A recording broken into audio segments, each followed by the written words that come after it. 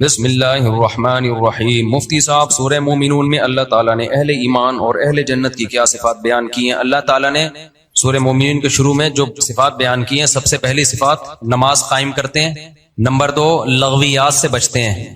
لغو کہتے ہیں ان تمام کاموں کو جن کا نہ دین میں کوئی فائدہ اور نہ دنیا میں کوئی فائدہ۔ ڈبو کھیل رہا ہے، سارا دن بیٹھا ہوا ہے، اسنوکر کھیل رہا ہے، ویڈیو گیم میں لگا ہوا ہے، کوئی فائدہ نہیں ہے ان چیزوں کا۔ اور تیسری چیز صدقات و خیرات خوب کرتے ہیں، ان کے مال سے ہر وقت صدقہ خیرات کیا ہوتا ہے؟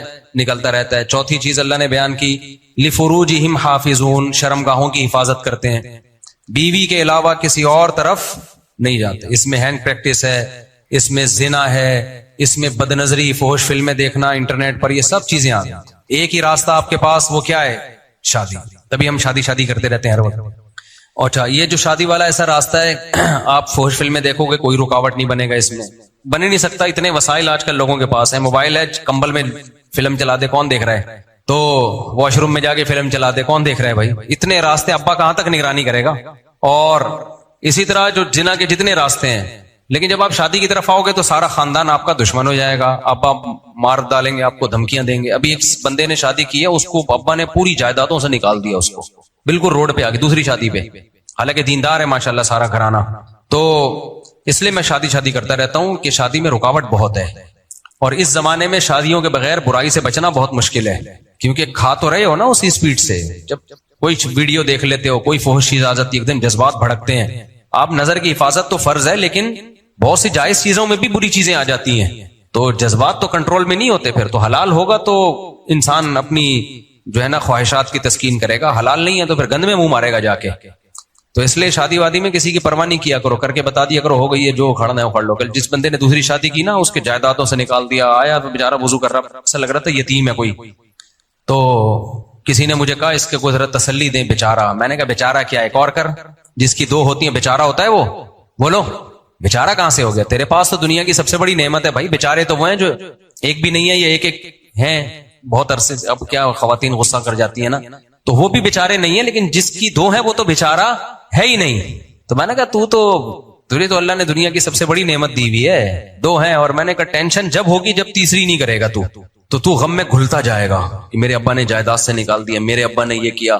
تو اب جب ایک کام کر لیا ہے نا، تو پھر بھرپور طریقے سے کرو بدماشی۔ بولو میں آپ نے نکال دیا نا جائیداد سے، آپ نے کر دیا، ایک اور کر رہا ہوں۔ موسٹ وانٹڈ جب تک نہیں بنو گے، جب تک یہ ٹینشن ختم نہیں ہوگی۔ اب اس ٹینشن کو انجوائے کرنا سیکھو، کیونکہ اب ساری زندگی یہی ذلت میں رہو گے۔ سمجھ میں آ رہی بات ہے؟ تو میں نے کہا اب اسی کو کیا کرو، انجوائے کرو۔ ایک دفعہ بدنام تو ہو گئے ہو نا، چھاپ تو لگ گئی ہے، پڑیا تو نکل آئی ہے جیب سے، اب اسی کو بزنس بناؤ، ٹھیک ہے نا؟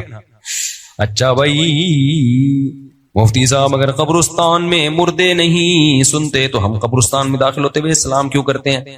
اپنے فائدے کے لیے کرتے ہیں تاکہ ہمیں عبرت حاصل ہو۔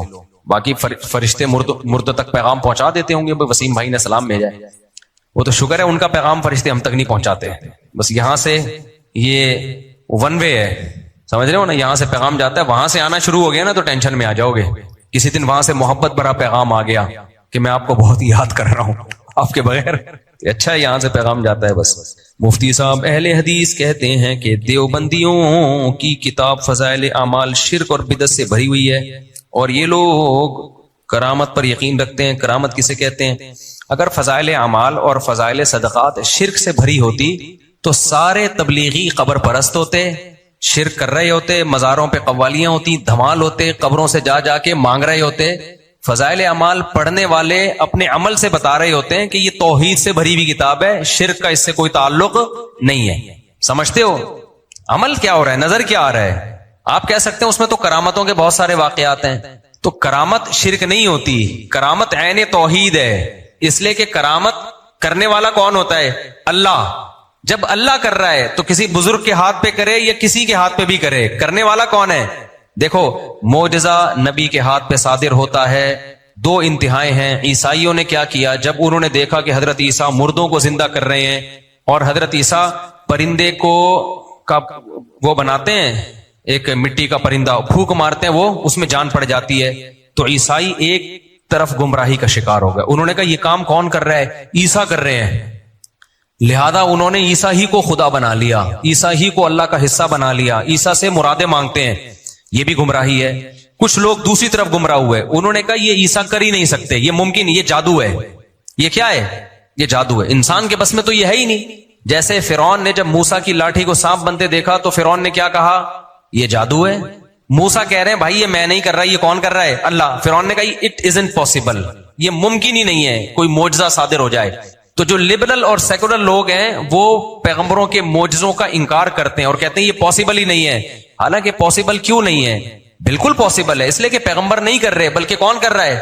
اللہ کر رہا ہے. جب اللہ کر رہا ہے تو اللہ کے لیے تو کوئی چیز ناممکن ہے ہی نہیں. میں سمجھا پا رہا ہوں اپنی بات؟ تو جس بیس پہ سیکولر اور لبرل لوگوں نے پیغمبروں کے معجزوں کا انکار کیا نا, تو اسی بیس پہ مذہبی لبرل لوگوں نے کرامتوں کا انکار کیا ہے. جیسے پیغمبروں کے ہاتھ پہ معجزے صادر ہوتے ہیں, ایسے ہی اہل اللہ کے ہاتھ پہ کرامتیں صادر ہوتی ہیں, اور یہ قرآن سے ثابت ہے. حضرت مریم علیہ السلام کیا پیغمبر تھی؟ بولو, بغیر شوہر کے بیٹا ہوا کہ نہیں ہوا؟ تو اس کو معجزہ کہیں گے یا کرامت کہیں گے؟ معجزہ نہیں کہیں گے بلکہ کیا کہیں گے؟ کرامت کہیں گے, کیونکہ معجزے کس کے ہاتھ پہ ہوتے ہیں؟ پیغمبروں کے. یہ کیا ہے؟ یہ کرامت ہے. سلیمان علیہ الصلوۃ والسلام دربار میں بیٹھے ہوئے ہیں اور کہہ رہے ہیں یا ایھا الملأ ایکم یاتینی بعرشها قبل ان یاتونی مسلمین. اے درباریوں, ملکہ سبا کا اتنا بھاری تخت کون اٹھا کے لائے گا؟ جن نے کہا میں لے کر آؤں گا. لیکن قرآن کیا کہتا ہے؟ قال الذی عنده علم من الکتاب انا آتیک به قبل ان یرتد الیک طرفک. ایک بزرگ بیٹھے ہوئے تھے جن کے پاس زبور اور تورات کا علم تھا, عالم تھے وہ. انہوں نے کہا آپ کی پلک جھپکنے سے پہلے لے آؤں گا. یہ کہا اور تخت حاضر. اب جو ملحد لوگ ہیں نا وہ کہتے ہیں قرآن کہانیاں سنا رہا ہے. قرآن کیا کر رہا ہے؟ جو الزام ہمارے لبرل سیکولر قسم کے مذہبی اسکالر فضائل اعمال پہ لگاتے ہیں نا کہ کہانیاں سنائی ہیں اس میں, وہی الزام ملحد لوگ قرآن پہ لگاتے ہیں کہ کیا کر رہا ہے؟ کہانیاں سنا رہا ہے. بھائی بات یہ ہے کہ وہ جو بزرگ سیکنڈ کے اندر تخت لے کر آئے, یہ کہانی برائے کہانی اس لیے نہیں ہے کہ اگر ہم یہ کہیں نا بزرگ نے یہ کام کیا ہے تو یہ غلط ہے. انسان کے بس میں یہ نہیں ہے کہ سیکنڈوں کے اندر ایک تخت کہاں سے اٹھا کے کہاں لے آئے. یہ کرامت ہے کہ اللہ تعالیٰ نے یہ کام کیا, مگر ہاتھ کس کا استعمال ہوا؟ بولو, ان بزرگ کا استعمال ہوا. اس کو معجزہ کہیں گے یا کرامت کہیں گے؟ کرامت کہیں گے, کیونکہ وہ نبی نہیں تھے. نبی تو سلیمان علیہ السلام تھے. اب یہاں ایک سوال پیدا ہوتا ہے, اکثر لوگ فضائل اعمال کی کرامتوں پہ یہ کہتے ہیں کہ یہ صحابہ سے تو ہوا نہیں, یہ کام ان بزرگ سے ہو گیا. جیسے فضائل اعمال میں لکھا ہے نا, یہ صحابہ سے تو ہوا نہیں, ان بزرگ سے ہو گیا. تو یہاں سوال پیدا ہوتا ہے سلیمان علیہ السلام سے تو ہوا نہیں کہ تخت اٹھا کے لے آئے اور ان کی محفل میں موجود ایک بزرگ سے ہو گیا. بھائی بات یہ ہے کہ جب کرامت یا معجزہ کرنے والا اللہ ہے تو پھر اللہ کی مرضی کبھی پیغمبر کے ہاتھ پہ معجزہ ظاہر کرے یا ولی کے ہاتھ پہ کرامت کر دے, کسی صحابی کے ہاتھ پہ کرے یا آج کے دور کے کسی بزرگ کے ہاتھ پہ کرے. جب یہ سب کچھ اللہ کر رہا ہے تو اس کے صرف اب فرق صرف اتنا رہ جاتا ہے کہ ہاتھ کس کا استعمال ہو رہا ہے. اور جیسے لوگ یہ اعتراض کرتے ہیں کہ کیا تمہارے بزرگ صحابہ سے بھی بڑھ گئے ہیں, تو بھائی یہ اعتراض تو سلیمان علیہ السلام کے دربار میں موجود بزرگ پہ بھی ہوگا کہ وہ تخت لے آئے, تو کیا وہ سلیمان سے بھی بڑھ گئے ہیں؟ نہیں آئی بات میرا خیال ہے. اس سے پتہ چلتا ہے کہ کسی کے ہاتھ پہ کرامت ظاہر ہونا اس کی علامت نہیں ہے کہ اس سے پہلے جتنے بزرگ گزرے ہیں اس کا مرتبہ ان سب سے زیادہ ہو گیا. عین ممکن ہے ایک چھوٹا درجے کا کوئی ولی ہو, اس کے ہاتھ پہ کرامت ظاہر ہو جائے, بڑے درجے کا ولی ہو اس کے ہاتھ پہ کرامت ظاہر نہ ہو, عین ممکن ہے. بلکہ یہ اعتراض تو سب سے پہلے سید الانبیاء صلی اللہ علیہ وسلم پر ہوگا. حضرت عیسیٰ کے ہاتھ پہ مردے زندہ ہوئے کہ نہیں ہوئے؟ کیا پیغمبر صلی اللہ علیہ وسلم کے ہاتھ پہ ہوئے ہیں؟ نہیں, یہی بات میرا خیال ہے. عیسائی یہی تو کہتے ہیں کہ عیسیٰ کے ہاتھ پہ تو عیسیٰ تو میت کو کہتے تھے قم باذن اللہ, اللہ کے حکم سے کھڑا ہو جا, اور مردہ زندہ ہوتا تھا. اور موسیٰ ہمارے پیغمبر نے جب کہتے ہیں محمد صلی اللہ علیہ وسلم نے تو کوئی مردہ زندہ نہیں کیا, تو کہتے ہیں عیسیٰ کا درجہ کس سے زیادہ ہے؟ محمد صلی اللہ علیہ وسلم سے. تو یہ دلیل صحیح ہے؟ کہتے ہیں نہیں بھائی, معجزے کسی پیغمبر کے ہاتھ پہ زیادہ ظاہر ہو رہے ہیں تو یہ اس کی دلیل نہیں ہے کہ وہ پیغمبر بعد والے پیغمبر سے افضل ہیں. بھائی وہاں کوئی مصلحت تھی, اللہ نے حضرت عیسیٰ کے ہاتھ پہ معجزہ ظاہر کر دیا, کیونکہ وہ ان کو یہودی ان کو معاذ اللہ ولد الزنا کہتے تھے, معاذ اللہ. اللہ نے اتنے معجزے ظاہر کیے تاکہ یقین آ جائے کہ یہ اللہ ان کے ہاتھ پہ یہ سب کچھ کر رہا ہے تو یہ اللہ کے پیغمبر ہیں. تو کوئی بھی حکمت ہوتی ہے جس کی وجہ سے اللہ تعالیٰ کمتر آدمی کے ہاتھ پہ کرامت ظاہر کر دیتے ہیں اور جو بڑا ہوتا ہے اس کے ہاتھ پہ کرامت ظاہر نہیں کرتے. یہاں بعض لوگ کہتے ہیں, میرے کسی کلپ پہ نا جو میں نے فضائل اعمال کے بارے میں ریکارڈ کروایا تھا, کسی نے کہا لو بھائی فضائل اعمال کی کرامتوں کو قرآن کے واقعات سے جوڑ رہے ہیں. واہ واہ, کسی نے طنز کیا تھا میرے اوپر. یہ تو قرآن میں ہے نا کہ حضرت سلیمان کے دور میں ایک بزرگ سیکنڈوں کے اندر تخت اٹھا کے لے آئے. یہ تو قرآن میں ہے بھائی, اس لیے ہم مان رہے ہیں. کیا فضائل اعمال قرآن ہے؟ کیا اس کے قصوں کو بھی ہم مان لیں؟ نہیں آئی بات میرا خیال ہے. اشکال سمجھ میں آئے گا تو پھر جواب بھی بھائی وہ تو قصے کہانیاں ہیں, فلاں نے آ کے بتایا, فلاں نے آ کے بتایا, اور قرآن میں بتانے والا اللہ ہے, تو اللہ کی بات تو مانی جائے گی بھائی. فضائل اعمال کو کیا اللہ سے ملا رہے ہو؟ یہ لوگ ہوتے ہیں گھننے, اس کو کیا کہتے ہیں؟ گھننے.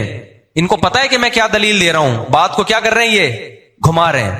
ہم یہ نہیں کہہ رہے کہ فضائل اعمال میں جو لکھا ہوا ہے واقعہ آپ اس کو قرآن کی طرح مستند مانو. ہم تو کہہ رہے ہیں کہ اس کو شرک اگر کہہ رہے ہو تو اس کا مطلب قرآن بھی شرک کے واقعات بیان کر رہا ہے. پھر کیا کرامت شرک نہیں ہوتی, کرامت جو ہے وہ شرک نہیں ہوتی, وہ عین توحید ہے.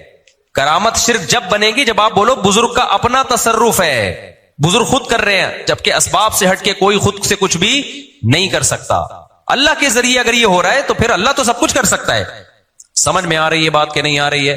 ہاں, فضائل اعمال میں اور قرآن کے واقعات میں فرق یہ رہ جائے گا کہ قرآن نے جو واقعہ بتایا وہ 100% یقینی ہے, اس کا انکار کفر ہے. فضائل اعمال میں جو واقعہ لکھا ہے کسی مستند کتاب سے لیا ہے تو یقینی ہے, مستند کتاب سے نہیں لیا تو پھر وہ یقینی نہیں ہے, اس پہ یقین کرنا بھی غلط ہے. میں سمجھا پا رہا ہوں اپنی بات؟ اور آسان کر دیتا ہوں. دیکھو قرآن میں آتا ہے کہ سلیمان علیہ السلام کے دور میں ایک بزرگ تھے, ایک کم تخت اٹھا کے سیکنڈوں کے اندر لے آئے. ملحد لوگ کہتے ہیں یہ قرآن کی قصے کہانی ہے بھائی, یہ ہو ہی نہیں سکتا. ہم کہتے ہیں واقعی نہیں ہو سکتا, انسان سے نہیں ہو سکتا, اللہ سے ہو سکتا ہے. کیوں؟ اللہ نے کلمہ کن سے پوری کائنات بنا دی, اللہ نے مٹی سے ڈائریکٹ آدم کو بنا دیا, تو اللہ کیوں نہیں کر سکتا سیکنڈوں کے اندر وہاں سے وہاں کیوں نہیں لا سکتا؟ تم تو اللہ کی قدرت کا انکار کر رہے ہو, تم تو پاگل ہو. اللہ نے منی کے قطرے سے تمہیں بنا دیا, دل دماغ جگر آنکھ ناک کان لگا دیا, تو یہ کیوں نہیں کر سکتا اللہ تعالیٰ؟ تو تمہارا اپنا دماغ خراب ہے, یہی کہیں گے نا ہم اس کو. لیکن مسلمان کیا ہوگا؟ مسلمان کہے گا بھائی اللہ سب کچھ کر سکتا ہے. تو چونکہ قرآن میں یہ لکھا ہوا ہے کہ سلیمان علیہ السلام سیکنڈوں میں تخت اٹھا کے لے آئے تھے, اللہ نے کہا ہے تو میں کیا کروں گا؟ مان لوں گا. وسیم بھائی کے کہنے سے میں نہیں مانوں گا. ہم کہیں گے اس سے پتا چلتا ہے قرآن سے کہ کرامت کا صدور ممکن ہے, کسی بزرگ کے ہاتھ پہ ایسے کام ہو سکتے ہیں جو اسباب کی دنیا میں ممکن نہیں ہے.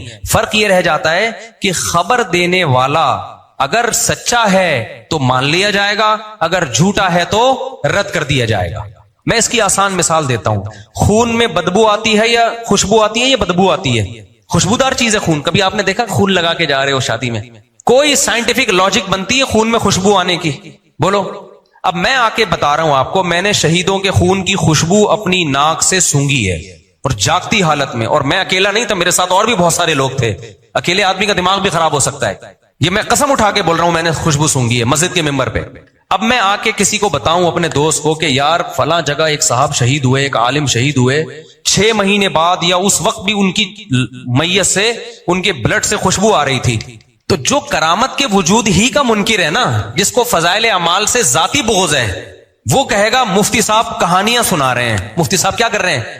میڈیکلی یہ پاسبل ہی نہیں ہے. ڈاکٹر کہتے ہیں خون میں کوئی خوشبو, جب تک خوشبو چھڑکی نہ ہو, بلکہ خون میں تو خوشبو بھی ڈالو گے نا وہ بھی سڑ جائے گی تھوڑے دنوں میں, تھوڑی دیر میں, اور 6 مہینے خوشبویں آتی رہی ہیں. تو آپ جو سیکولر ذہن کا ہے نا, جو اللہ کی قدرت کا منکر ہے, وہ کہے گا مفتی طارق مسعود صاحب کیا سنا رہے ہیں بھائی, اپنے مریدوں کو الو بنانے کے لیے کہانی سنا رہے ہیں. میں کہوں گا ابے میں نے خود سونگھی ہے, میرے ساتھ 10 گواہ ہیں. تو جس کو یہ غالب گمان ہو کہ مفتی صاحب جھوٹ نہیں بولتے, وہ پھر بھی یقین نہ کرے نا اس خبر پر, تو اس کا مطلب کیا ہے کہ وہ اللہ کی قدرت کا منکر ہے. وہ یہ سمجھ رہا ہے کہ اللہ شہیدوں کے خون میں خوشبو پیدا کر ہی نہیں سکتا, کیونکہ میری باقی تو ہر جگہ وہ تصدیق کرتا ہے. میں نے 4 شادیوں کی بات کی, اس نے مان لیا. میں نے کہا ٹماٹر سستے ہو گئے, اس نے مان لیا, حالانکہ دیکھا نہیں تھا. میں نے کہا جی پیٹرول مہنگا ہو گیا, اس نے سنا دیکھا نہیں تھا, مان لیا. میں نے کہا میری مرغی نے آج 2 انڈے دیے ہیں, اس نے مان لیا, حالانکہ مرغی کتنے انڈے دیتی ہے؟ 1 انڈا دیتی ہے, لیکن اتفاق دیے نہیں ہے, لیکن مثال دے رہا ہوں. ہر چیز مان رہا ہے. جب میں آ کے کہتا ہوں کہ جی میں نے شہید کی خون کی خوشبو سونگھی ہے, اور میں قسمیں اٹھا کے کہہ رہا ہوں, کہہ رہے نہیں مفتی صاحب کہانیاں سنا رہا ہے. بھائی اس کا مطلب ہے آپ کرامت ہی کے وجود کے منکر ہو. آپ کے اندر سیکولر جو لوگ ہوتے ہیں نا, جو لبرل لوگ ہوتے ہیں, مذہب دشمن, وہ والے جرثومے آپ کے اندر موجود ہیں. جب مستند آدمی خبر دے گا تو آپ کو مان لینا چاہیے. ہاں جو مجھے پہلے سے جھوٹا سمجھتا ہے وہ نہ مانے.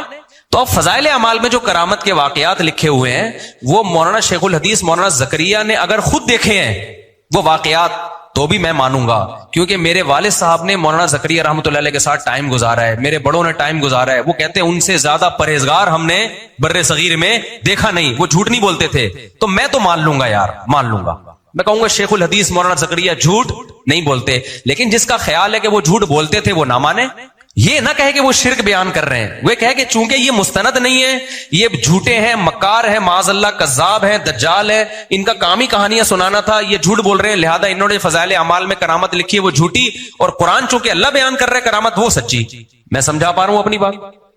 یا تو فضائل اعمال میں وہ کرامتیں ہوں گی جو شیخ الحدیث نے خود دیکھی ہیں، یا وہ کرامتیں ہوں گی جو کسی کتاب سے نقل کی ہیں انہوں نے، اور حقیقت یہ کہ 99.9% کرامتیں وہ ہیں جو انہوں نے کسی کتاب سے نقل کی ہیں۔ اب جو کسی کتاب سے نقل کی ہیں تو پھر کتاب کے مصنف کو آپ جھوٹا قرار دیں کہ یہ جو فضائل اعمال میں جس کتاب کا ریفرنس ہے نا، یہ کتاب کے جو مصنف تھے یہ جھوٹ بول رہے ہیں۔ شرک تو کسی صورت میں نہیں بنتا، کیونکہ کرامت جب مان لی تو کرامت کا مطلب اللہ کر رہا ہے، جب اللہ کر رہا ہے تو پھر شرک کہاں سے ہو گیا میرے بھائی؟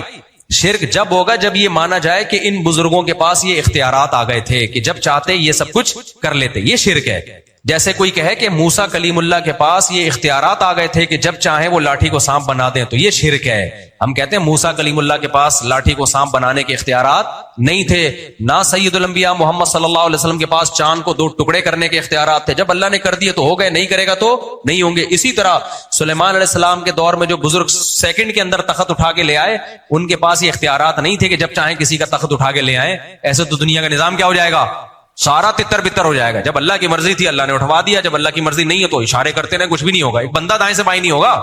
یہ اس اشکال کا بھی جواب ہو گیا، لوگ کہہ رہے ہیں ان کے بزرگ نے مردہ زندہ کر دیا تو یہ قبرستان میں اتنے پڑے میں سب کچھ زندہ، اپنے ماموں کو زندہ کیوں نہیں کر دیتے، اپنے چاچا کو، اپنے ماں باپ کو زندہ؟ بھائی نہیں کر سکتے، کرامت جتنی جب اللہ چاہے گا ہوگی، اختیارات نہیں آ جاتے کہ اب آپ جب چاہیں کرنے لگیں۔ دیکھو اس کی مثال ایسے، پانی نہیں آ رہا تھا محلے میں، جو پانی کا وزیر ہے اس نے مجھے جا کے فون کیا، جاؤ مفتی صاحب نلکا کھول لو پانی آ جائے گا، میں آپ کو پرمیشن دے رہا ہوں۔ میں نے جایا نلکا کھولا، پانی آ گیا۔ اب جب بھی محلے والے پانی چاہیے میرے پاس آ رہے نلکا کھولو، میں بولوں گا بھائی اس دن اس نے میرے ہاتھ سے کھلوا دیا تھا، میں وہ وزیر نہیں ہوں کہ مجھے اختیارات دے دیے کہ جب چاہوں کھول دوں۔ تو جب اللہ چاہتا ہے کسی پیغمبر کے ہاتھ پہ معجزہ ظاہر کر دیتا ہے، جب اللہ چاہتا ہے کسی بزرگ کے ہاتھ پہ کرامت ظاہر کر دیتا ہے، اس سے وہ بزرگ مختار نہیں بن جاتے کہ جب چاہیں جو چاہیں مردوں کو جب چاہیں زندہ کرنا شروع کر دیں۔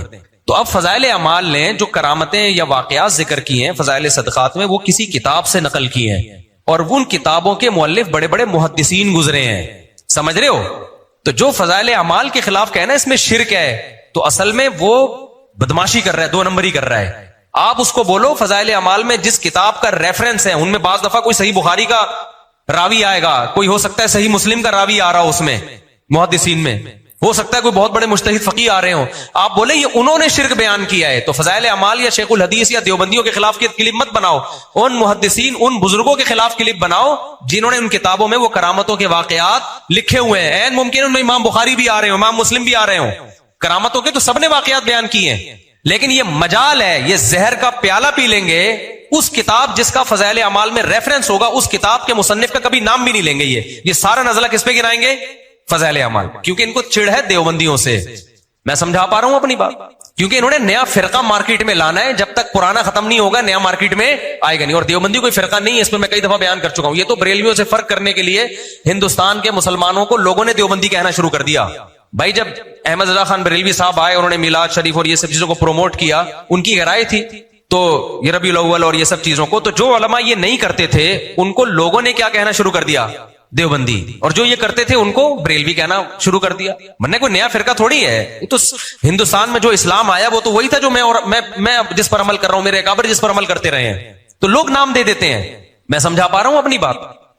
تو اب یہ بالکل ایسا ہی ہے جیسے جو کہتے ہیں نا اشرف علی نے اپنے نام کا کلمہ پڑھا ہے، اشرف علی رسول اللہ، معاذ اللہ، ہم نے تو ایکسپلین کیا وہ خواب آیا ہے اس کو، اور جاگتی حالت میں بھی غیر اختیاری طور پر اس کی زبان پہ وہ خواب آیا ہے۔ تو خوابوں کی تعبیریں ہوتی ہیں، خوابوں میں کفر کے فتوے نہیں لگائے جاتے۔ آپ کو خواب میں کچھ بھی آ جائے، جب آپ اٹھ کے بیان کرو گے تو یہ نہیں کہا جائے گا آپ کافر ہو گئے، بلکہ اس کا اچھا مطلب، اور حدیث میں آتا ہے خواب لٹکا رہتا ہے جب تک اس کی تعبیر بیان نہ کی جائے، تو ہمیشہ خوابوں کی کوشش کریں اچھی تعبیر۔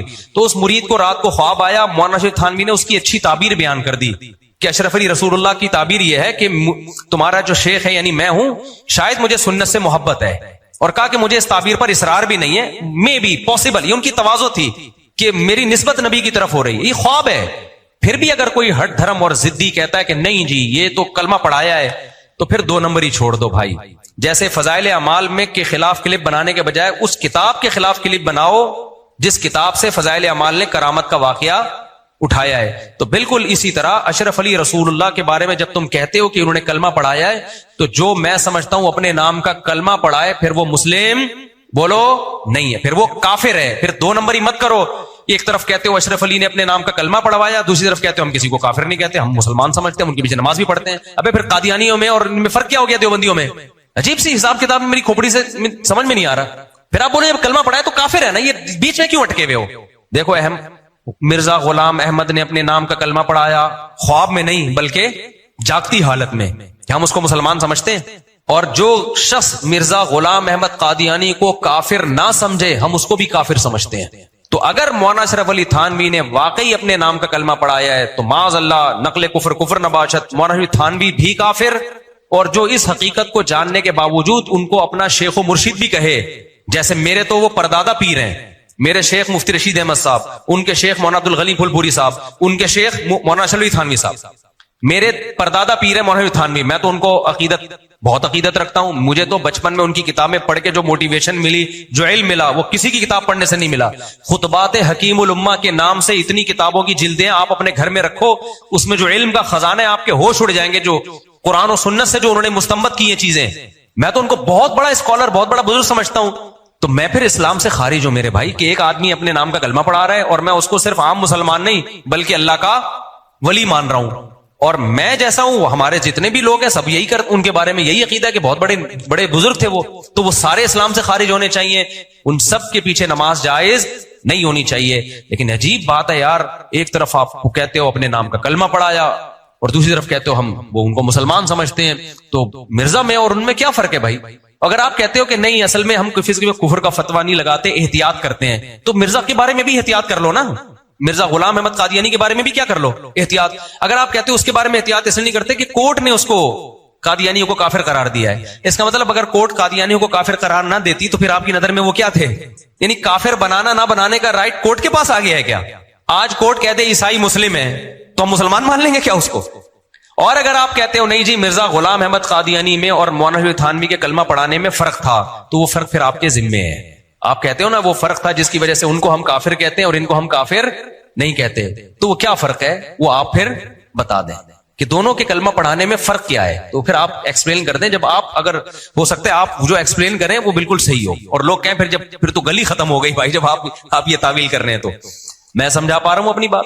تو یہ منجن ہے، منجن آج کل مارکیٹ میں نا توحید کے نام پہ بھی منجن بکتے ہیں، تو کرامت کا توحید سے شرک سے کوئی تعلق نہیں ہے، کیونکہ کرامت میں کانسیپٹ یہ ہے کہ اللہ کر رہا ہے۔ آپ کہہ سکتے یہ بزرگ کے ہاتھ پہ کر رہا ہے تو آپ بزرگوں سے مانگے، بھائی بزرگوں سے پھر بھی نہیں، اللہ نے اس دفعہ کر دیا اگلی دفعہ ہو سکتا ہے نہیں کرے، اللہ بولے کہ کیوں کروں بھائی میں؟ جیسے عیسیٰ ابن مریم مردوں کو زندہ کرتے تھے، لیکن اللہ کہتے کھانا کھاتے تھے، بھوک لگتی تھی تو آسمان سے نہیں رزق اترتا تھا، کھانا کھاتے تھے۔ جو کھانا کھانے کا محتاج ہوتا ہے وہ حاجت روا اور مشکل کشا نہیں ہوتا۔ تو ہم بھی کہتے ہیں اس فضائل اعمال میں جو کرامت لکھی ہے فلاں بزرگ نے یہ کر دیا وہ کر دیا، تو وہ بزرگ تھوڑی، وہ تو اللہ کر رہے ہیں، لہذا ان بزرگوں سے نہیں مانگا جائے گا۔ اور فضائل اعمال نے صرف یہ دعویٰ نہیں کیا، پریکٹیکل کر کے دکھایا ہے، تبھی کوئی تبلیغی آپ کو قبر سے مانگتا ہوا نظر نہیں آئے گا، حالانکہ صبح شام وہ کرامتوں کے قصے پڑھ رہے ہوتے ہیں، مگر سبحان اللہ کہہ کے تعریف کس کی کر رہے ہوتے ہیں؟ اللہ کی، کہ اللہ اتنا طاقتور ہے۔ تو جو ذہن بن رہا ہے وہ توحید کا بن رہا ہے، وہ شرک کا نہیں بن رہا۔ ایک اہل حدیث آئے اور کہنے لگے یہ علماء دیوبند جو ہے نا شرک پھیلاتے ہیں۔ میں نے کہا کسی دیوبندی کو بتا دو جو قبر سے جا کے مانگتا ہو، اگر علماء دیوبند مشرک ہوتے تو میں مشرک ہوتا۔ میں نے کہا ہمارے اکابر کی قبریں دیکھ لو، ایک بالش سے اونچی کسی کی قبر نہیں ہے اور کوئی پکی قبر نہیں ہے۔ دارالعلوم کرنگی میں چلے جاؤ، مفتی محمد شفیع صاحب رحمۃ اللہ علیہ کی قبر، مفتی رفیع عثمانی صاحب کی قبر، ایسا پرسکون قبرستان ہے، سادہ مسکین سی قبریں، اتنے بڑے بڑے علاموں کی۔ میرے شیخ مفتی رشید احمد صاحب کی قبر دیکھ لو، سادہ سی، کتنے بڑے بڑے پہاڑ دفن ہے زمین میں، قبریں ایسی مسکینوں والی سنت کے مطابق۔ تو منجن بہت مارکیٹ میں چل رہے ہیں بھائی، ان ملتے جلتے ناموں سے دھوکا نہ کھائیں۔ ہاں ایک بات میں ضرور بیان کرتا ہوں، وہ میں بار بار کہتا ہوں اس پوری تقریر کے بعد، کہ پہلی بات تو فضائل اعمال پہ یہ اعتراض کہ شرک پھیلا رہی ہے، کس سے کہانی ہے، یہ اعتراض غلط ہے۔ اتنی بات ضرور ہے کہ کرامت اور معجزوں کا تذکرہ، کرامت کا خاص طور پہ تذکرہ بہت زیادہ نہیں کرنا چاہیے، کیونکہ کرامتوں کے واقعات میں فراڈی بھی بہت ہیں، یہ بھی ایک حقیقت ہے۔ سمجھ میں آ رہی ہے بات؟ کرامت اگر مستند ذریعے سے ثابت ہوگی تو مانی جائے گی، لیکن بہت سارے کرامتوں کے واقعات جو جاہلوں میں پھیلے ہوئے ہیں وہ مستند ذرائع سے ثابت نہیں ہے۔ جیسے پیرانے پیر چاند پہ قدم رکھ لیا انہوں نے، کوئی مستند ذریعے سے ثابت نہیں ہے۔ اللہ تو سب کے قدم کہیں بھی رکھوا سکتا ہے، کوئی مستند ذریعہ نہیں ہے۔ اسی طرح جاہل لوگوں نے اپنے پیروں کے بارے میں، خون کی خوشبو کے بھی سارے واقعات صحیح نہیں ہوتے۔ میں نے ایسے واقعات دیکھے ہیں، مشہور کر دیا، ہمارے بزرگ کا جب انتقال ہوا تو خون میں خوشبو آ رہی ہے، لوگوں کو الو بنانے کے لیے، جب داغے دیکھا تو اتنی غلط قسم کی بدبو آ رہی تھی کہ آپ کی سوچ ہوگی، یا کوئی خوشبو چپکے سے چھڑک دی اس کے اوپر۔ اس میں ڈرامے بازیاں بھی بہت ہیں۔ تو جب آپ بہت زیادہ کرامت کے واقعات پر بیان کرتے ہیں تو اس سے جو بدعتی لوگ ہیں نا، جن کے پاس فیک واقعات ہوتے ہیں، ان کو موٹیویشن ملتی ہے۔ جب موٹیویشن ملتی ہے تو یہ چیز بدعتیوں کی تائید کا ذریعہ بنتی ہے۔ تو اس لیے اس کو بہت زیادہ اس کا تذکرہ کرنا، یہ اسی پہ شریعت کا مدار رکھ لینا، یہ جائز نہیں ہے، یہ خطرناک ہے۔ اس لیے آپ نے میرے بیانات میں نہیں دیکھا ہوگا کہ میں کوئی اس طرح کے واقعات، حالانکہ ہمارے بزرگوں کی بہت ساری کرامت ہے، بعض تو ہم نے اپنی آنکھوں سے دیکھی، ہم بیان نہیں کرتے کہ یار ان چیزوں سے ہٹا کے لوگوں کو کس پہ لے کر آؤ، سیدھا سیدھا حلال حرام پہ لے کر آؤ۔ 4 شادیاں کوئی کم کرامت ہے اس زمانے میں؟ کیا خیال ہے بھائی؟ آپ کر کے دکھا لو 4 شادیاں، یہ بھی تو ایک کرامت ہی ہے نا۔ تو اور بچے ہوئے ہو، مسکرا رہے ہو آپ، ایک کے بعد لوگ مسکرانا چھوڑ دیتے ہیں۔ تو ایک مثال دے رہا ہوں میں، تو کرامت کے واقعات ان کو بہت زیادہ ہائی لائٹ کرنا مناسب نہیں ہے۔ تو ہم یہ ضرور کہتے ہیں کہ فضائل اعمال جب حضرت شیخ الحدیث نے لکھی تھی تو مخصوص لوگ اس کو پڑھتے تھے جو ان سے عقیدت رکھتے تھے۔ اب ایک بین الاقوامی کام ہے تبلیغی جماعت کا، اب پوری دنیا میں پھیل گیا ہے، تو اب ایسی کتاب ہونی چاہیے جس میں صحیح احادیث ہوں، واقعات اس میں کیا ہوں۔ واقعہ کو تو جو آپ کو مانے گا، آپ کو صحیح سمجھے گا، وہ واقعہ مان لے گا۔ ہمیں کیا پتا، یہ بہت سے لوگوں کو نہیں پتا کہ یہ بیان کرنے والا مستند ہے بھی یا نہیں ہے۔ لوگوں کو تو کتابوں کے مصنفین کے نام نہیں پتا ہوتے۔ تو اس میں پھر یہ ہوتا ہے کہ جیسے ایک سلیبس ہے نا، سلیبس، جب آپ کسی یونیورسٹی میں اسلام رکھو گے تو اب کرامتوں کے واقعات پر تھوڑی کتاب پڑھانا شروع کر دو گے ان کو، بلکہ ان کو کتاب الوضو ہوگا، کتاب الزکات ہوگا، کتاب الصوم ہوگا، یہ مسائل ہوں گے، احادیث صحیحہ ان کو پیش کی جائیں گی۔ تو اب تبلیغی جماعت کا کام دنیا میں اتنا پھیل چکا ہے کہ اب ہماری ناقص، ہم جو بہت ہی چھوٹے لوگ ہیں، چھوٹا منہ بڑی بات کر رہا ہوں میں، لیکن میں اپنی طرف نسبت کر کے نہیں، میں نے بڑے بڑے اہل اللہ کو، بڑے بڑے علماء کو یہ کہتے ہوئے سنا ہے، ان کی طرف نسبت کر کے میں یہ بات کر رہا ہوں کہ اب فضائل اعمال کے بجائے کوئی دوسری کتاب ہونی چاہیے، کیونکہ جب کام زیادہ پھیل جاتا ہے نا تو لوگوں کو مستند احادیث چاہیے، لوگوں کو واقعات نہیں چاہیے۔ تو فضائل اعمال پر اس لحاظ سے اعتراض اگر کوئی کرتا ہے جو اعتدال کے ساتھ اعتراض ہے کہ بھئی نہ شرک پھیلا رہی ہے، نہ ہم یہ کہہ سکتے ہیں کہ من گھڑت واقعات ہیں۔ من گھڑت تو جب ہو جب بیان کرنے والا جھوٹا ہو، اگر جھوٹا نہیں ہے، سچا ہے، تو آپ کس بیس پہ من گھڑت کہہ رہے ہو؟ نہ یہ شرک پھیلا رہی ہے، نہ من گھڑت قصے کہانیاں سنا رہی ہے۔ یہ بات ضرور ہے کہ جب کام پھیل جاتا ہے تو اس کا معیار اونچا ہو جاتا ہے۔ تو معیار یہ ہے کہ بھئی ریاض الصالحین ہونی چاہیے۔ جیسے عربوں میں جب تبلیغی جماعت کا کام تھا تو مولانا ابو الحسن علی ندوی رحمۃ اللہ علیہ نے تبلیغ کے اکابر کو کہا تھا کہ عرب لوگ جو ہیں وہ صحیح مستند احادیث سننا چاہتے ہیں، وہ واقعات نہیں سننا چاہتے۔ تو عرب میں فضائل اعمال نہیں چلے گی، آپ ریاض الصالحین لے کر آؤ۔ تو تبلیغ والوں نے علماء کی بات سنی اور تبلیغ کا کام عربوں میں بہت پھیل گیا۔ اگر وہ فضائل اعمال رکھتے نا تو وہ صبح شام وہ قصے کر کے فلاں نے یہ کر دیا، فلاں نے مردہ زندہ، وہ عرب لوگ وہ بولتے بھائی یہ کیا بتا رہے ہو ہمیں، تم عربوں میں نہیں چلنے کا تھا۔ تو اسی طرح بھائی جب کام بہت زیادہ پھیل گیا ہے تو اب ایسی کتاب ہونی چاہیے جو سب کے لیے قابل قبول ہو، اس میں واقعات 2-4 کرامت کے آ جائیں، چلو ٹھیک ہے، چلتا ہے موٹیویشن کے لیے، لیکن بہت زیادہ واقعات جب آئیں گے تو اس سے بدعتیوں کی تائید بھی ہوتی ہے۔ بدعتی کہتے ہیں ہم جب سناتے ہیں تو تم بولتے ہو پھینک رہے ہو، خود جو مرضی سناتے رہو بیٹھ کے۔ تو بھائی اس کو کم کر کے کس کو لانا چاہیے؟ صحیح بخاری کو، صحیح مسلم کو، سنن ابی داؤد کو، سنن ترمذی کو، جیسے مشکات ہے اس کا فضائل کی حدیث لے لی جائیں اس سے، یا ریاض الصالحین علامہ نووی شافعی رحمۃ اللہ نے بہترین کتاب لکھی ہے، پوری دنیا میں ایکسیپٹیبل ہے۔ علامہ نووی شافعی مسلک کے تھے، بہت بڑے عالم تھے، انہوں نے ایسی بہترین کتاب لکھ دی ریاض الصالحین کے نام سے، عوام کے لیے بڑی زبردست ہے، اور ساری مستند تو اس کے ترجمے ملتے ہیں، انگلش میں بھی ہے، اردو میں بھی ہے۔ تو اس لیے علماء سجیشن تو دے رہے ہیں تبلیغ والوں کو کہ بھئی اب کام بڑھ گیا تو اب یہ لے کر آؤ، آپ یہ چلے گی، ورنہ فضائل اعمال کا جو ہے نا اب وہ اس حساب سے، جو جس حساب سے کام پھیل گیا اس حساب سے وہ معیار، اب کیونکہ میں اگر شہیدوں کے خون کی خوشبو کے واقعات ہی سناتا رہوں تو آپ بولے گے صاحب کوئی قرآن حدیث بیان کرو نا بیٹھ کے، وہ ہو گیا 2-4 دفعہ تو چلتا ہے، یا میں اور کرامتیں ہی بیان کرتا رہوں بیٹھ کے، تو یہ اعتراض بنتا ہے۔ تو شرک والا اعتراض غلط ہے، جھوٹی قصوں والا اعتراض غلط ہے، لیکن یہ اعتراض صحیح ہے کہ بھائی جتنا معیاری کام ہے تو اس کے لیے نصاب بھی اتنا ہی معیاری ہونا چاہیے. یہ ایک سجیشن ہے جو تبلیغ والوں کو بڑے حضرات دے رہے ہیں. اب ان کی مرضی مانے نہ مانے یہ ان کا ہیڈک ہے، یہ ہمارا ہیڈک نہیں ہے. ہم تو کوشش کر رہے ہیں کہ مان جائیں، اس سے کام ان کا بڑھے گا، کم نہیں ہوگا. لیکن ہمارے ہاں مسئلہ یہ ہے نا کہ مقصود ہی ذریعہ بن جاتا ہے، جو ذرائع ہیں وہ مقصود بن جاتے ہیں. ایک حد تک تو کام میں ایک مقصد ہوتا ہے کہ یہ لوگوں کو دین پہ لانا مقصد ہے، بعض لوگوں کا وہ چیز ہی مقصد بن جاتی ہے. تو جب آپ ذریعے ہی کو مقصد بنا لو تو پھر ترقی رکتی ہے آپ کی.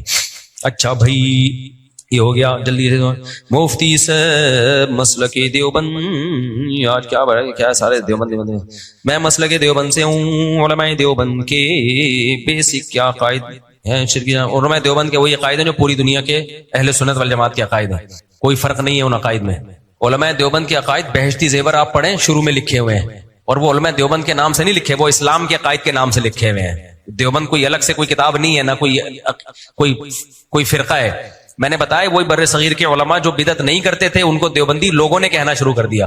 تو کسی نے وہابی کہنا شروع کر دیا. اب سعودی عرب میں اس کو وہابی کہتے ہیں، حالانکہ وہابی کوئی فرقہ تھوڑی. سعودی عرب میں تو جو اسلام صدیوں سے آ رہا ہے وہی چلا آ رہا ہے، لیکن چونکہ وہ 30-40 میں نہیں کرتے ان کو کیا کہنا شروع کر دیا؟ وہابی کہنا. اور یہ اتنا زیادہ کہ بی بی سی کی ایک خبر آ رہی تھی، بی بی سی نے بتایا کہ سعودی عرب کے ایک وہابی مفتی نے فتویٰ دیا ہے. میں نے کہا ان کو دیکھو یار، حالانکہ ایک عالم اسلام کے ایک مفتی ہیں، لیکن کیا لگا دیا؟ کیونکہ وہ مزاروں کو نہیں مانتے تو ان کو نام بی بی سی دے رہا ہے، وہابی مفتی نے فتویٰ دیا ہے. مسجد گلشن فاروق کے امام صاحب فرماتے ہیں کہ مکہ سے زیادہ مدینہ متبرک ہے، کیونکہ مدینہ میں نبی خود موجود ہیں جبکہ مکہ میں اللہ موجود نہیں.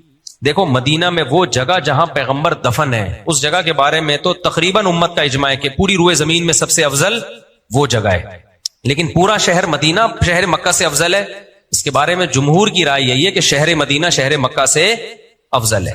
آپ کہہ سکتے ہیں یہ کیا بات ہوئی کہ نبی جس جگہ دفن ہے وہ جگہ مکہ سے بھی افضل ہے؟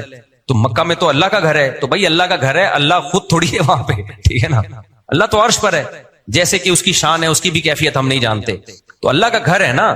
تو نبی کی تعظیم، نبی کی حیثیت ہماری نظر میں بیت اللہ سے زیادہ ہے. نبی کی جو حیثیت ہے نا پیغمبر صلی اللہ علیہ وسلم. لوگ پھر یہاں کہتے ہیں یہ بھی شرک ہے. ایک تو لوگوں کو شرک اور توحید کا کخ بھی پتا نہیں ہے.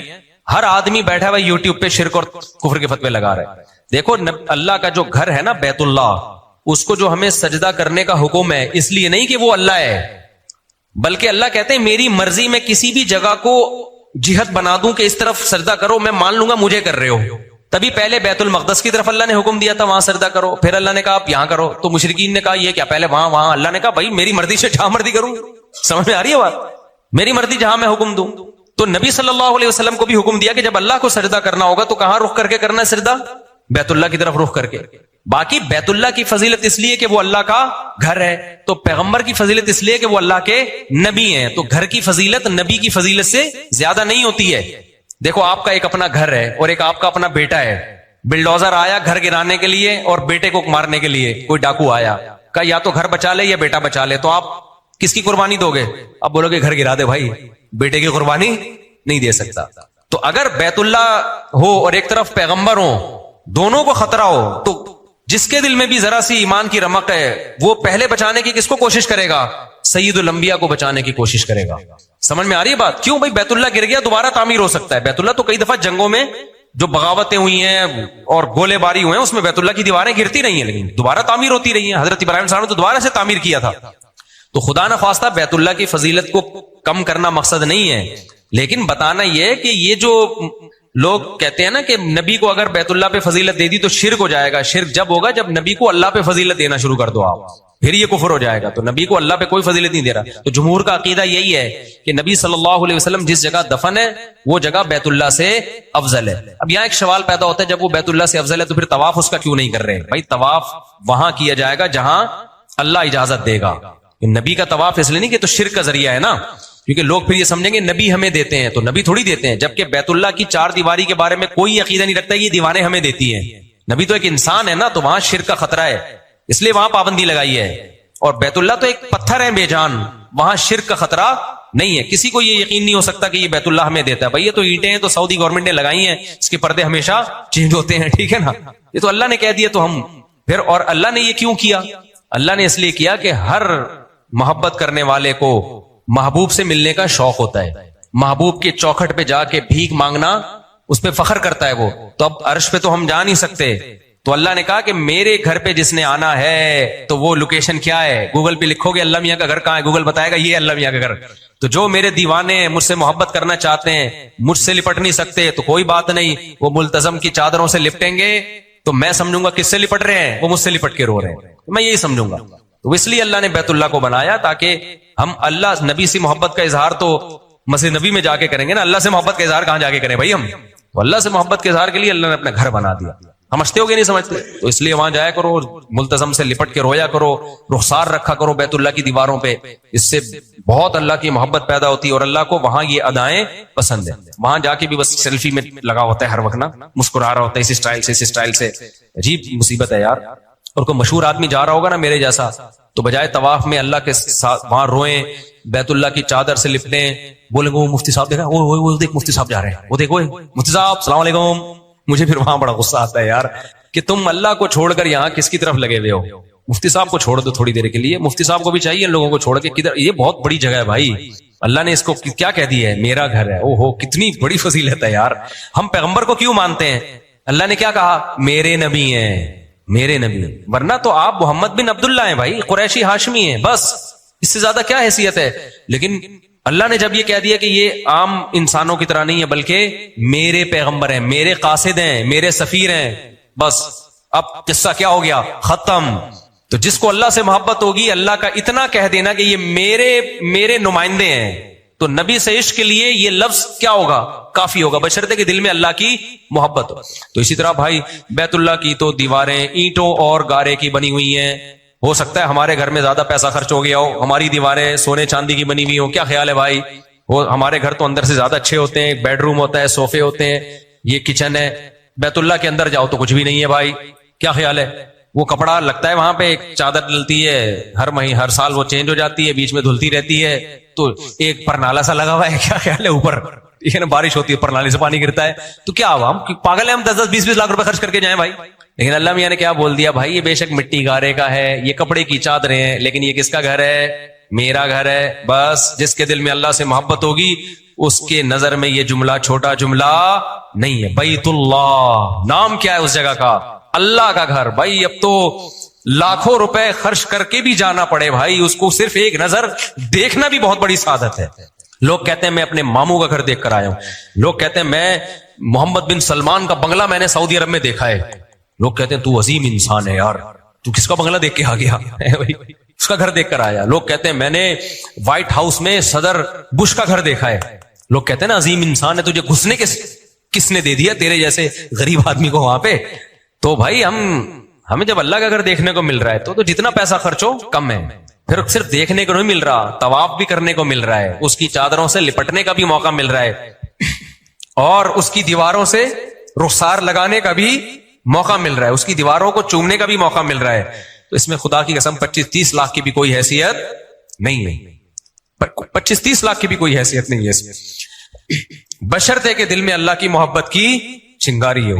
وہ نہیں ہے جیسے کافروں کے دل میں نہیں ہوتی، تو وہ حیران ہوتے ہیں یار یہ مسلمان پاگل ہیں، لاکھوں روپے خرچ کر کے جا رہے ہیں اور جا کے طواف کر رہے ہیں، اور کتنے وہاں پر رش ہوتا ہے، اور بقرعید کے دنوں میں جب 3 دن طواف ہوتا ہے جو اصل طواف ہے حج کا، اس میں تو پاؤں رکھنے کی جگہ نہیں ہوتی، کیسے لوگ پس رہے ہوتے ہیں اس میں، اور 20-20 لاکھ روپے 15-15 لاکھ روپے خرچ کر کے جا رہے ہوتے ہیں۔ تو جس کو یقین نہیں ہے بھائی اللہ کا گھر ہے، اس کے لیے تو یہ سب بے وقوف ہیں، اور جن کو یقین ہے کہ یہ اللہ کا گھر ہے تو ان کے لیے بھائی پوری 4 دیواری میں ایک اینٹ بھی رکھی ہوئی ہوتی نا، ایک اینٹ بھی، وہ بھی کافی تھی۔ خیر مسجد گلشن والے فرماتے ہیں کہ مکہ کی ویلیو شہر کے اعتبار سے زیادہ ہے کیونکہ بلد اللہ ہے، اور مدینہ کی ویلیو مکہ سے خود حدیث میں ہی کم بتائی گئی ہے۔ نبی نے فرمایا مکہ میں ایک نماز کا ثواب 1 لاکھ، اور مدینہ میں ایک روایت میں 50,000 ہے، اور ایک جو صحیح روایت ہے زیادہ اس میں 1,000۔ تو فضیلت تو دونوں کی ہے بھائی، دونوں میں ایک الگ ہی اللہ نے ایک سکون رکھا ہے۔ آپ نے کہا تھا پورے فرقے کو کافر نہیں کہنا چاہیے، جو غلط عقیدہ رکھے تو اس کو، تو اسی طرح تو قادیانی کو بھی کافر نہیں کہنا چاہیے۔ ہو سکتا ہے اس میں سارے قادیانی ایسا نہیں ہو سکتا، سارے قادیانی مرزا غلام احمد کو نبی سمجھتے ہیں، اس لیے سارے قادیانی کیا ہیں؟ کافر ہیں. ایسا نہیں ہو سکتا کہ کوئی قادیانی کہ میں مرزا کو نبی نہیں مانتا, جبکہ جو بدعتیوں میں سار اور سب کے عقیدے ایک جیسے نہیں ہوتے, اس میں کوئی شرک کرتا ہے کوئی نہیں کرتا. جن لوگوں تک دین کا پیغام نہیں ہوئے جہنم میں جائیں گے. کیا ہاں کیوں جہنم میں پھینک رہے ہو لوگوں کو میرے بھائی؟ جن کو دین اسلام کی دعوت ہی نہیں پہنچی نا, تو ان سے اسلام کے بارے میں سوال نہیں ہوگا. قرآن نے صاف طور پر کہا ہے کہ لا یظلم ربک احدا وما كنا معذبین حتی نبعث رسولا. ہم کسی کو عذاب نہیں دیتے جب تک پیغمبر نہ بھیج دیں. یا تو پیغمبر آئیں یا پیغمبر کی دعوت دینے والے داعی جائیں. پیغمبر کی دعوت پہنچنا ضروری ہے, اس کے بغیر ہاں توحید کا عقیدے کا سوال ہوگا چاہے دعوت نہ بھی پہنچی ہو. اسلام السلام علیکم. وعلیکم السلام. بیوی سے دوسری شادی نہ کرنے کا وعدہ کرے. ایک آدمی نے اپنی بیوی سے دوسری شادی نہ کرنے کا وعدہ کیا تو کیا یہ وعدہ پورا کرنا ضروری ہے؟ دیکھو کچھ وعدے ایسے ہوتے ہیں جو اگر وعدہ کرتے ہوئے آپ کی نیت نہیں تھی پورا کرنے کی تو پھر یہ منافقت ہے, کیونکہ آپ جھوٹ بول رہے ہو. لیکن وعدہ کرتے ہوئے آپ کے دل میں یہی تھا کہ میں ایسا کروں گا, تو پھر اس وعدے کو توڑنے میں کوئی گناہ نہیں ہے, بشرطے کے سامنے والے کا کوئی نقصان نہ ہو رہا ہو. معاہدے پورے کرنا واجب ہے. معاہدے ایگریمنٹ, وعدہ یک طرفہ ہوتا ہے. مثال کے طور پر میں نے آپ سے وعدہ کیا یک طرفہ کہ میں آپ کو رات کو بریانی کی دیکھ کھلاؤں گا. اب یہ کوئی معاہدہ نہیں ہے کہ میں نے آپ سے اس کے پیسے لے لیے ہوں یا کوئی کمٹمنٹ کر لی ہو کہ میں دیکھ کھلاؤں گا اور آپ یہ کرنا. ویسے ہی میں نے خیال آیا چلو یار آج سب کو کیا کرتے ہیں رات کو کھانے پہ دعوت دیتے ہیں. بعد میں مجھے خیال آیا یار میں کیا کہ پھنس گیا ہوں یار, یہ تو بہت مسئلہ ہو گیا. دیکھیں آج کل سستی آ رہی ہے کیا, اور اتنے لوگوں کو بٹھاؤں گا کہاں, میرا پروگرام کینسل ہو گیا. میں نے آپ کو کہہ دیا بھائی میرا ارادہ نہیں ہے. تو یہ کوئی منافقت نہیں ہے کیونکہ یک طرفہ ہے نا یہ, تو آپ پر کوئی لازم تھوڑی ہے کوئی بھی چیز. تو اگر آپ کا موڈ نہیں ہے تو آپ تو اسی طرح یاد رکھو کچھ چیزیں وعدہ کہلاتی ہیں. وعدے ان میں وعدہ کرتے ہوئے ہی توڑنے کی نیت تھی تو یہ تو جھوٹ بول رہے ہیں تو منافق ہے. جیسے اذا وعدہ اخلف, حدیث میں آتا وعدہ کر کے خلاف ورزی کرتا ہے, تو اس سے وہی مراد ہے کہ کرتے ہوئے نیت ہوتی ہے اس کی, لیکن بعد میں آپ کا ارادہ بدل گیا بشرطے کہ نقصان نہ ہو. نقصان یہ کہ لوگ آ گئے بھوکے دیکھ کے انتظار میں بیٹھے ہوئے, اب آپ نے جا کے کہا کہ چونکہ وعدہ پورا کرنا ضروری نہیں ہے میں دیکھ نہیں کھلا رہا. آپ بولو گے یار ہم گھر کے کھانے چھوڑ کر آئے ہیں 1 گھنٹے سے ہماری جو ہے نا آتے قل اللہ پڑ رہی ہے. یہ پھر اس لیے گناہ ہوگا کہ آپ تکلیف دے رہے ہیں کسی کو. لیکن اگر پہلے ہی بتا دیا بھائی اپنے اپنے گھروں پہ جا کے کھانا کھاؤ, میں نے آج آپ کو دیکھ کھلانے کا وعدہ کیا تھا لیکن میرا ارادہ پہلے ہی بدل گیا ہے, اس میں آپ کو کوئی تکلیف تو نہیں ہے, آپ اپنے گھر میں کھاؤ. اب آپ نے کیس کر دیا میرے خلاف, نہیں جی مفتی صاحب نے چونکہ بریانی کا وعدہ کیا تھا تو اب ان کو کھلانی پڑے گی, تو کورٹ کس کے حق میں فیصلہ کرے گی؟ میرے حق میں دے گی. بولے کہ بولا تھا نا تو بول دیا, بعد میں ارادہ بدل گیا, یہ کوئی لازم تھوڑی ہے. تو اسی طرح یاد رکھو کوئی آدمی بیوی سے ہنستے ہوئے کہہ دے بیگم میرا کوئی ارادہ نہیں ہے دوسری شادی کا, پکا وعدہ. اگر اس کے دل میں ہے کہ میں کروں گا تو جھوٹ بولنے کا گناہ ہوگا. کم بخت جب تیرے دل میں ہے تو جھوٹ کیوں بول رہا ہے, یہ منافقت ہے. لیکن اس وقت آپ کے دل میں تھا کہ واقعی نہیں کروں گا, پکا وعدہ, اگلے دن کوئی ایسا رشتہ آ گیا آپ نے بولا یار کرنا چاہیے, تو یہ کوئی لازم نہیں ہے. سمجھتے ہو؟ پھر آپ کر لو, اس میں کوئی گناہ نہیں ہے. ایک اور میں مثال دیتا ہوں زیادہ واضح. بعض لوگ کیا کرتے ہیں دوسری شادی میں دوسری بیوی سے حقوق معاف کروا لیتے ہیں.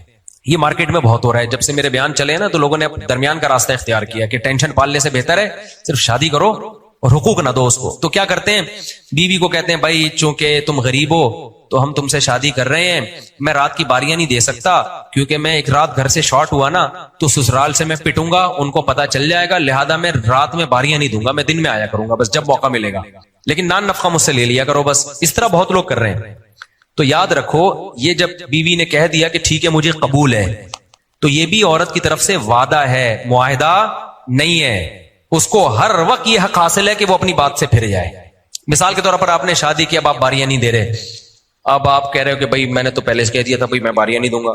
تو یہ عورت اب یہ نہیں ہے کہ قیامت تک کے لیے اس پہ یہ لازم ہو گیا, بلکہ وہ کہہ سکتی ہے کہ بھائی چونکہ میں آپ کی بیوی ہوں شرعاً آپ کے ذمہ لازم ہے کہ مجھے حقوق دیں. تو ٹھیک ہے اس وقت میرا موڈ نہیں تھا, میں نے بول دیا تھا کہ چلو یار پیسے دے دینا, حقوق باریاں نہیں دینا, لیکن اب مجھے پراپر آپ کی وائف بننا ہے تو آپ کے باپ کو بھی باریاں بولو دینی پڑیں گی اس کو. تو یہ کچھ وعدے ایسے ہوتے ہیں جو قیامت تک کے لیے لازم نہیں ہو جاتے. تو آپ نے کہہ دیا, میں مثال کے طور پر آپ نے کسی کو کہہ دیا میں ہر مہینے تمہیں 50,000 ہدیہ دیا کروں گا, 2-4 مہینوں کے بعد آپ کو خیال آیا یار یہ زیادہ ہی لمبی کہہ گیا تمہیں, تو نہ دو. اب یہ تھوڑی کہ منہ سے ایک لفظ نکل گیا تو اب قیامت تک آپ کو اس کو وہ پیسے دینے. ہاں جو ایگریمنٹ ہے نا دونوں طرف سے, آپ نے کہا 50,000 روپے تمہیں دوں گا, موبائل دے دو مجھے, ہر مہینے 50,000 دوں گا. اب یہ ایگریمنٹ ہے, یہ یک طرفہ وعدہ نہیں ہے. آپ نے ایک چیز لے لی, اب آپ پر لازم ہے کہ آپ کو ہر مہینے ایک اماؤنٹ اس کو جو بھی اس کی قیمت بنتی ہے طے ہوئی ہے وہ دینی ہے. سمجھتے ہو گے نہیں سمجھتے؟ تو یہ یک طرفہ نہیں ہے, یہ 2 طرفہ معاہدہ ہے. جلدی بھائی ہم نے پہلے بھی حاضری ہوئے تھے لیکن پنجاب سے ملاقات ہو سکتی ہے نہیں. کہاں ہیں پنجاب والے جو آئے ہیں؟ السلام علیکم، کیا حال ہے؟ ہوگی ملاقات، اپنا خیال رکھیے گا. اور بھی غم ہے زمانے میں محبت کے سوا. کیا ہے وہ؟ ایک راحتیں اور بھی ہیں، راحتیں وصل کے سوا. ہر شاعر عشق معاشقے کے قصے سناتا ہے نا، غزلوں میں شاعروں کو یہی ہوتا ہے. وصل کہتے ہیں محبوبہ سے ملاپ. تو شاعر دو ہی کام کر رہے ہوتے ہیں، یا تو محبوبہ سے جدائی کا غم بیان کر رہے ہوتے ہیں یا ملاپ کی خوشی بیان کر رہے ہوتے ہیں. تو ایک شاعر کو بڑا غصہ آ گیا، بولا یار اور بھی غم ہے زمانے میں راحتیں اور بھی ہیں، راحتیں وصل کے سوا. اور بھی غم ہے زمانے میں محبت کے سوا. کوئی اور ٹاپک چھیڑو. عرض یہ کرنا ہے کہ میری منگنی وغیرہ خالہ کے گھر ہو چکی ہے. میری منگنی میری خالہ کے گھر ہو چکی ہے جس میں ہم دونوں کی رضامندی اور پسند شامل ہے. منگنی کو 1 سال گزر چکا ہے اور میرے بھائی دودیال والوں کو بہت اعتراض ہے. یہ کیا لکھا ہوا ہے؟ وہ کروانا چاہتے ہیں کیونکہ لڑکی مجھ سے 2.5-3 سال بڑی ہے. والدین پریشان رہتے ہیں، اگر میں توڑتا ہوں تو ننیال ٹوٹتا ہے، جوڑتا ہوں تو ددیال ٹوٹتا ہے، ددیال کی ایسی کی تیسی. اور کیا شادی بیاہ میں جب تک بدماشی نہیں ہوگی، کسی کا باپ بھی تمہاری، لوگ تو یہی نکالتے رہیں گے وہ بڑی ہے، وہ عمر میں چھوٹی ہے، اس کی انگلی میں ایک اور انگلی بھی نکلی ہوئی ہے. ہوتا ہے بعض خواتین کی 2 انگلیاں نکلی ہوئی ہوتی ہیں، اس کے ناخن یوں کر کے ٹیڑھا ناخن ہے. ہمارے ایک جاننے والے ان کے 2 انگوٹھے تھے. تو اگر یہ جاننے والی کے ہوتے تو اسی بیس پہ رشتے ٹوٹ رہے ہوتے. کیا خیال ہے اس کے تو 2 انگوٹھے ہیں، یا چماٹ لگائے گی تو زیادہ پڑے گا. تو 2.5 سال بڑی ہے کچھ نہیں ہوتا. لڑکی چاہے کتنی بڑی ہوتی وہ لڑکی ہے، عورت ہی ہے. عورت مرد کے ماتحت ہی ہوتی ہے. آدمی آدمی ہوتا ہے، بے شک بیوی سے عمر میں چھوٹا ہو لیکن آدمی ہونا چاہیے، پجامہ نہیں ہونا چاہیے. یہ شرط ہے. اگر پجامہ ہے نا پھر بے شک عمر میں بڑا بھی ہو. پجامے کا مطلب 2 ٹانگیں اور سر نہیں ہونا، اندر سے کیا ہو، مرد کا بچہ ہو. تو اس کا روب ہوتا ہے عورت کے اوپر. تو عورت آپ سے عمر میں جتنی بھی زیادہ ہو، مگر روب کس میں ہوگا؟ آپ کی آواز میں ہوگا. اس کی آواز میں روب نہیں ہوگا. تو آپ کی چال میں قوت ہوگی. تو یہ ہم لوگ ہندوؤں میں رہ کے نا یہ ٹوپی ڈرامے ہم نے سیکھ لیے ہیں. عمر زیادہ عمر کم، بھائی جو جس کو پسند آ رہی ہے شادی کر لے. میرے پاس ایسے لوگ آئے ہیں، بیوہ پسند آ رہی ہے، اس کے 6 بچے ہیں، کہہ رہے ہیں یار عاشق ہو گیا ہوں، میرے دماغ سے نکل نہیں رہی ہے. لیکن ماں باپ کہہ رہے ہیں 6 بچوں والی بیوہ سے تو شادی کر رہا ہے، تو اپنی عمر دیکھ. میں کہتا ہوں یار جب آپ کو پسند ہی وہ آ رہی ہے تو لائف نکاح میں اگر آپ نے انجوائے کرنا ہے نا تو اسی 6 بچوں والی سے کرو. کیونکہ وہ جو کنواری ہے اور جو اس کی عمر آپ سے کم ہے، جب پسند ہی نہیں آ رہی آپ کو تو کیا کرنا ہے اسے شادی کر کے. بھائی اس کی میں آپ کو اپنی مثال دیتا ہوں. میں جب کسی کے گھر جاتا ہوں میں کہتا ہوں بھنڈی پکا کے لاؤ خاندانی طریقے سے. وہ نہیں، وہ پائے لے کر آ رہے ہیں، وہ لا رہے ہیں میرے لیے جی نہاری لا رہے ہیں یا اور کوئی چیز. میں پھر بھنڈی کھا رہا ہوتا ہوں تلاش کر. مجھے بھنڈی بہت پسند ہے بشرطے کہ صحیح پکی بھی ہو. بڑا ذائقہ ہے بھنڈی میں. ابھی میری ایک جگہ کھانا تھا، میں نے ان سے کہا بھنڈی پکاؤ، تو وہ اتنی بڑی پلیٹ میں کھا گیا بھنڈی کی، میرے بدہضمی ہوئی. باقاعدہ استغفار کیا میں نے، اس توبہ استغفار کیا. لیکن بھنڈی کون چھوڑتا ہے یار، اتنی پکی بھی صحیح ہو. ایسا نہ ہو کہ مجھے بھنڈی لا کے کھلانا شروع کر دیں. کاٹ کے نا لوگ تل کے لگتے ہیں پتہ نہیں کیا بنا دیتے. اس کا کتلے بڑے بڑے ہوں، ٹماٹر چھلکا اور بیج نکال کے ڈلا ہوا اس کے اندر. کیونکہ بہت سے لوگوں کو ٹماٹر کے چھلکے بیج سے الرجی ہے، جن میں میں بھی شامل ہوں. میں ٹماٹر کا چھلکا بیج نہیں کھا سکتا، مجھے فوراً عجیب سی خارش شروع ہو جاتی ہے باڈی میں، آنکھوں سے پانی آنا شروع ہو جاتا ہے. تو ٹماٹر کا چھلکا بیج سے مجھے الرجی ہے. بغیر ٹماٹر یعنی میں اس لیے بتانا پڑتا ہے نا کہ بیان جائے گا تو ہر جگہ بھنڈی آنا شروع ہو جائے گی. تو ٹماٹر خوب ڈالے ہوئے ہوں گے چھلکوں سمیت، وہ پھر میں نہیں کھاتا. تو اب میں ان سے کہہ رہا ہوں تو یار میں نہیں کھا رہا گوشت، مجھے نہیں یہ کھلاؤ مچھلی، میں بھنڈی کو فوکس کر رہا ہوں. لیکن نہیں، لوگ یہ نہیں دیکھتے مہمان کیا چاہ رہا ہے، لوگ دیکھتے ہم نے یہ تیرے باپ بکرے کھائے گا جو ہم نے تیرے لیے بنائے گھنٹہ لگا کے. تو سیم یہی کنڈیشن کہاں ہوتی ہے، کسی کو بیوہ پسند آ رہی ہے لیکن محلے والے لوگ کیا کہہ رہے ہوتے ہیں، ابے تو کماری سے کر، تو کم عمر سے کر. ابے جب اس کو پسند نہیں آ رہی تو جو آ رہی ہے وہ اس سے کرنے دو نا اس کو. سمجھ میں آ رہی ہے بات؟ ہمارے نبی نے تو حضرت خدیجہ سے کی ہے جو عمر میں اتنی بڑی تھی ان سے، اور کتنی کامیاب شادی چلی ہے.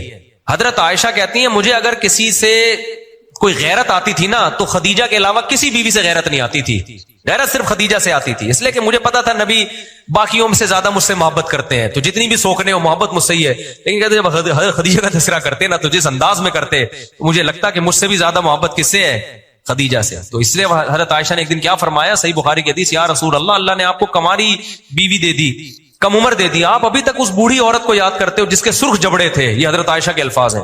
ہمارے نبی کو غضبناک ہو گئے. پھر آپ نے خدیجہ رضی اللہ عنہ کی تعریفیں شروع کر دی. تو آپ کو جو پسند آ رہی ہے بھائی، عمر میں زیادہ عمر میں کم ہو، 18 بچے ہو، 2 بچے ہوں، 1 بچہ ہو، بچہ ہو ہی نہیں، جو پسند آ رہی ہے اس سے کرو. اور آپ کا ابا عقل مند ہوگا نا، وہ بھی کہے گا یار میرا بچہ جب اس میں خوش ہے تو اس کو سکون اسی میں ملے گا. جب بیوی سے انسان کو سکون ملتا ہے تو ابا کو بھی سکون دیتا ہے, اماں کو بھی سکون دیتا ہے. ورنہ بیوی آپ کے سکون کی نہیں ہے, وہ ادھر ٹینشن پارسل, ابا کو ٹینشن پارسل کرے گا. یاد رکھو ٹینشن ایسی چیز ہے جو متعدی ہے. ٹینشن جو ٹینشن کا مریض ہے نا وہ اکیلا نہیں ہوتا, وہ قبر میں جانے سے پہلے 25 لوگوں کو ٹینشن کا مریض بنا کے جاتا ہے. تبھی تو میں وہ لطیفہ سناتا ہوں کہ ایک عورت اپنے شوہر کو لے کر گئی ڈاکٹر کے پاس اور کہنے لگی ڈاکٹر صاحب یہ ڈپریشن کے مریض ہیں. تو ڈاکٹر نے انٹرویو لیا, بیماری سمجھ گیا. ڈاکٹر نے نیند کی گولی دی اس کی بیوی کو. اس خاتون نے کہا یہ میں نے انہیں کب کھلانی؟ اس نے کہا یہ آپ نے کھانی ہے. جتنا آپ سوئیں گی یہ اتنا جلدی ریکور ہوں گے. سمجھ میں آ رہی ہے بات؟ آپ کے جاگنے کی وجہ سے ان کو ٹینشن ہو رہی ہے. تو مائی ڈاکٹر تھا. تو جو پسند آ رہی ہے بھائی وہ کیا ہے؟ بعض لوگ کیا ان کو کوئی بلیک کلر کی پسند آ رہی ہوتی ہے, ماں باپ نہیں کرنے دے رہے, ہمارا سارا خاندان چٹا ہے, بچے چت کبرے پیدا ہو جائیں گے. ہیں بھائی ایک آدمی کو اپنی کزن سے عشق ہو گیا. کزن تھی تھوڑی بلیک, اس کو وہ اٹریکشن تھی اس کی نظر میں. پورا خاندان دشمن ہو گیا. ابا اس نے کہا ایسی کی تیسی کر لی شادی, آج بڑی اچھی لائف گزار رہے ہیں الحمدللہ, وہ خوش ہیں میاں بیوی. تو اللہ میاں نے جو اتنی عورتیں پیدا کی ہیں کسی نہ کسی کے لیے اس میں اٹریکشن رکھی ہے تاکہ وہ نہ کرے تو دوسرا کر لے. لیکن آپ نے اگر سوسائٹی کی وجہ سے ایک معیار بنا لیا تو سمجھ لو پھر کل آپ کی بیٹیوں کا بھی بیڑا غرق ہوگا. ہو سکتا ہے کوئی تھوڑا سا عیب ہو اور لوگ کہیں مجھے پسند تو آ رہی ہے لیکن میری اماں منع کر رہی ہیں, میرے چاچو منع کر رہے ہیں. تو اچھی لڑکیاں کوالیفائڈ ایجوکیٹڈ اور بڑے اچھے خاندانوں کی, سب کا صرف ایشوریا رائے اور 2-4 اس ٹائپ کی بچ جائیں گی جن سے لوگ شادیاں کریں گے. 2-4 بچ جائیں گی جو اس ڈیزائن کی, ابا کو وہی پسند آ رہی ہوگی. تو یہ تو اللہ میاں نے ہر طرح کے, مرد بھی تو آڑے ترشے ہیں نا, کتنے ٹیڑے میڑے آڑے ترشے لڑکیوں کو پسند آ رہے ہوتے ہیں. میں تو کتنے نکاح پڑھاتا ہوں, دولہا دیکھ کے میں کہتا ہوں بس عورت کا ظرف ہے کہ ایز اے دولہا اس کو اس نے قبول کر لیا. لیکن ہم رشتہ تھوڑی توڑواتا ہوں, میں کہتا ہوں نہیں یہ دوبارہ انکوائری ہوگی, یہ 18 سال کی لڑکی کی اس آدمی سے شادی کیوں ہو رہی ہے, میں قاضی ہوں, میں نکاح نہیں پڑھاؤں گا, جاؤ. میں کیا سوچتا ہوں کہ بھائی جب لڑکی نے دیکھا بھی ہے, ظاہر ہے ہماری سوسائٹی میں زبردستی لوگ شادیاں نہیں کراتے لڑکے, جب پسند ہے تو جب اس کو وہ پسند ہے تو اچھی بات ہے یار. اس کو 50 سالہ پسند آئے, 45 سالہ پسند آئے, کالا پسند آئے, ٹیڑھا پسند آئے, آڑا پسند آئے, جو اس کو پسند آ رہا ہے بھائی ٹھیک. اور وہ زیادہ اچھی زندگی ہوتی ہے. یہ جو لوگ کہتے ہیں نا محبت کی شادیاں ناکام ہوتی ہیں, ایک صاحب مجھے کہنے لگے, میں نے کہا نفرت کی کامیاب ہوتی ہوں گی, پھر پہلے نفرت کرو شدید طریقے پھر شادی کرو. تو نبی نے حکم دیا ہے جہاں محبت ہو وہاں شادی کامیاب ہوتی ہے. لن تر للمتحابین مثل النکاح, صحیح حدیث ہے, 2 محبت کرنے والوں میں نکاح سے بہتر کوئی چیز نہیں ہے. اس کا علاج ہی ہے کہ ان کو لیگل کر دو, صحیح ہے نا, بجائے ایک دوسرے کو کتے بھیجنے کے, ایک دوسرے کے پیچھے کتے چھوڑنے سے بہتر کیا ہے, دونوں کو کیا کر دو, لیگل کر دو. ہمارے یہاں سے بہت واقعات ہوئے ہیں, یعنی ہمارے یہاں سے مراد ہم نے لوگوں میں دیکھے ہیں اپنے سوسائٹی میں کہ کسی لڑکی کو کسی لڑکے سے عشق ہو گیا, باپ سمجھدار تھا, اس نے لڑکے سے بلا کے انٹرویو لیا, دیکھا بھائی صحیح ہے, کماتا ہے, یہ کمانے کے قابل ہے, بیٹی کی شادی کر دی. اور ایسے بیوقوف بھی ہیں, پتہ چلا لڑکی کسی کو پسند کر رہی ہے, ایک دم بندوقیں نکالنی, توپیں نکالنی, اڑا دو بم کو سالے بولے. ابھی کسی چرسی کو تھوڑی پسند کر رہی ہے, کسی ہیروئن کو تھوڑی پسند کر رہی ہے, بھائی وہ بھی انسان کا بچہ ہے, پہلے تحقیق تو کر لو. انہوں نے غیرت کا مسئلہ بنا لیا کہ اس کو پسند کیوں آیا, ہماری پرمپرا نہیں ہے, یہ نیچرل ہے بھائی, پسند آنا یہ نیچرل ہے. اللہ نے عورت کی رغبت مرد کی طرف, مرد کی عورت, یہ نیچرل ہے. آپ کی بچی کو کوئی پسند آ گیا تو اس کا مطلب یہ صحیح نیچر پہ چل رہی ہے. کوئی بھی پسند نہیں آ رہا پھر اس کے دماغ کا علاج کراؤ, سمجھ رہے ہیں. جیسے کھانا بچوں کو کوئی پسند آتا ہے, کوئی کھانا پسند نہیں آتا. اب آپ کے بچے نے کہا ابو میں پراٹھے کھاؤں گا, آپ کی غیرت آ گئی, ابے تجھے پراٹھے توپے نکال لیا آپ نے, میرے ہوتے ہوئے تجھے پراٹھے کیوں پسند آئے, روٹی پسند آنی چاہیے تھی. بچہ کہے گا ابا یہ تو نیچرل ہے, میں نے اپنے اختیار سے تھوڑی پسند کیا ہے. تو جیسے بھائی بھوک لگتی ہے تو کسی کو پراٹھے کھانے کا دل چاہتا ہے, میرے جیسے آدمی کو کسی کا روٹی کھانے کا دل چاہتا ہے, کسی کا سموسے کھانے کا دل چاہتا ہے. تو ایسے ہی لڑکی جب بالغ ہوتی ہے تو کسی کو وسیم پسند آ جاتا ہے, کسی کو غفار پسند آ جاتا ہے, کسی کو سلیم پسند آ جاتا ہے. سمجھ میں آ رہی ہے بات؟ تو اس میں غیرت کا کوئی مسئلہ نہیں ہے. ہاں غیرت کے خلاف جب ہے جب ناجائز دوستیاں لگانا شروع کر دے. اگر تمیز سے آ کے ابا اما کو بتا رہی ہے تو پھر غیرت کی بات نہیں ہے, پھر بغیرتی یہی ہے کہ آپ اس کو اس کی پسند کی جگہ شادی نہ کرنے دو, کیونکہ پھر ہوگا یہ کہ شادی کہیں اور ہوگی, پسند کہیں اور ہوگی. تو پھر یہ بغیرتی ہے. اس شوہر کے ساتھ بھی بغیرتی ہے کہ سامنے وسیم بھائی بیٹھے ہوئے ہیں اور دل میں کلیم بھائی بیٹھے ہوئے ہیں. کیا خیال ہے, یہ زیادہ بڑی بغیرتی ہے. نہیں آئے گی سمجھ میں باتیں, نہ اباؤں کی سمجھ میں آئیں گی نہ اماؤں کی. چلتے رہو جیسے چلنا ہے, بیڑا غرق کرو سوسائٹی کا. بھائی ہم تو چیخ چیخ کے تھک گئے لیکن آئے گی نہیں سمجھ. میں میری سچی نیت ہے کہ سال ماں باپ کو خوش کراؤں گا دل سے. اللہ تعالیٰ دل سے دعا ہے بھائی, اللہ تعالیٰ کرا دے. اگر کوئی یہ توکل کرے کہ میں کچھ کام نہیں کروں گا غیب سے روزی ملے گی, توکل نہیں ہے, حماقت ہے. مرے گا اور اللہ خودکشی کا گناہ دیں گے اس کو. کمانے کی پوری کوشش کرو, پھر توکل کس پہ کرو, اللہ پہ. اسباب اختیار کیے بغیر توکل اسلام میں جائز نہیں ہے. دعا کی درخواست ہے گھر میں ہماری دل سے دعا ہے جی اللہ تعالیٰ آپ سے آپ کے تمام مسائل حل فرمائے. گل محمد نے دعا کی درخواست کی, دل سے دعا ہے جی, بیماروں کو شفا دے اللہ تعالیٰ. میرے گھر والے مدرسہ بنانے سے منع کرتے ہیں, دین کی کتابیں پڑھنے نہیں دیتے, میری داڑھی کا مذاق اڑاتے ہیں, مولویوں کے خلاف ہیں, کیا میرے لیے ہجرت فرض ہے؟ ہجرت کر کے کیا روڈ پہ کر کے ڈھکن پہ جا کے بیٹھو گے؟ اگر آپ چھوٹے ہو تو گھر میں ہی رہو گے نا, مذاق اڑانے تو بس انشاءاللہ ٹھیک ہو جائیں گے. جو دیندار لوگ ہیں ان کو چاہیے ماں باپ کی خدمت زیادہ کریں, جب زیادہ خدمت کرو گے پھر نہیں مذاق اڑائیں گے انشاءاللہ. نکاح فرض ہونے کی شرط ہے کہ شہوت بڑھ جائے اور رشتہ بھی مل رہا ہو, لیکن بہت سے علماء کہتے ہیں کہ نان نفقہ بھی شرط ہے. بھائی رشتہ اگر مل رہا ہے تو اپنی مالی پوزیشن ان کو بتا دو, بھائی میرے پاس اس سے زیادہ مال اسباب نہیں ہے, تو وہ اگر دے دیں تو ٹھیک ہے, نہیں دیں تو نہ دیں, کیونکہ یہ وہ بھی تو چیک کریں گے نا. تو ایسی لڑکی کا رشتہ مل جائے گا جن کے مالی حالات آپ سے بھی زیادہ خراب ہیں, وہ دے دیں گے. وہ کہیں گے ہماری بچی کو ویسے بھی گھر میں پاپے بھی کھلانے کے لیے نہیں ہے, ہو سکتا ہے تو گٹکے کھلا دے اس کو, پاپے کھلا دے, پان کھلا دے. تو غریب لڑکی سے شادی کرے ایسا آدمی, مالدار سے نہ کرے. اچھا بھائی مفتی صاحب فرقہ بندی سے بچنے کے لیے کیا کریں؟ پھر اس پہ میں انشاءاللہ بعد میں بات کروں گا, بہت لمبی بات ہو گئی ہے, جلدی سے بس ختم کریں, جلدی جلدی, اسپیڈ بہت ٹائم ہو گیا دیکھو.